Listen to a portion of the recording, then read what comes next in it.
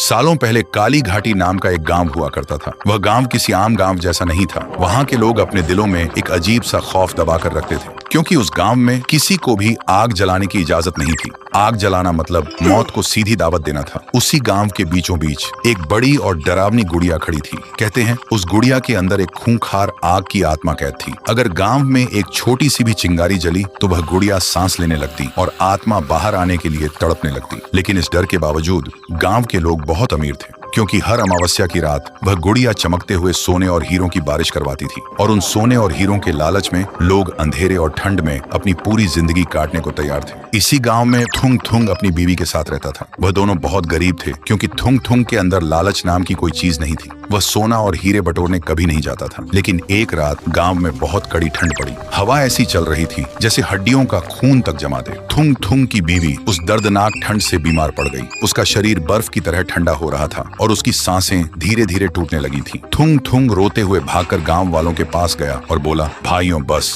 आज रात आग जलाने दो, वरना ठंड से मेरी बीवी और आने वाला बच्चा दोनों मर जाएंगे। लेकिन किसी का दिल नहीं पिघला। लोगों ने थूकते हुए कहा, पागल हो गया है तू। अगर आग जली तो वह गुड़िया जाग जाएगी और हमें सोना और हीरे मिलना हमेशा के लिए बंद हो जाएंगे। उसे मरने दे। थुंग थुंग निराश होकर वापस लौट आया। अपनी तड़पती हुई बीवी को देखकर अब उसके अंदर का सारा डर खत्म हो गया था। तभी वह चिल्लाकर बोला, भाड़ में गई तुम्हारी दौलत। और उसने बिना कुछ सोचे दो पत्थरों को जोर से रगड़कर आग जला दी। आग जलते ही जमीन बुरी तरह कांपने लगी। गांव में अफरा तफरी और हाहाकार मच गया और गांव के बीचों बीच खड़ी उस गुड़िया में दरारें पड़ने लगी। और अचानक एक बहुत ही भयानक धमाके के साथ गुड़िया चकनाचूर हो गई और उसके अंदर से निकल कर आई वह आग की खूंखार आत्मा। आत्मा बाहर आते ही चीख कर बोली, किसने जगाया मुझे? गांव वाले सुनते ही डर के मारे जमीन पर गिरकर रोते हुए बोले, हमें माफ कर दो, हमने तुम्हें नहीं जगाया। अपनी बीवी के लिए उस हरामी थुंग थुंग ने आग जलाई होगी। सुनते ही आत्मा थुंग थुंग के पास आई, लेकिन थुंग थुंग बिल्कुल नहीं डरा। तभी उस आत्मा ने एक भयानक गूंजती हुई आवाज में कहा,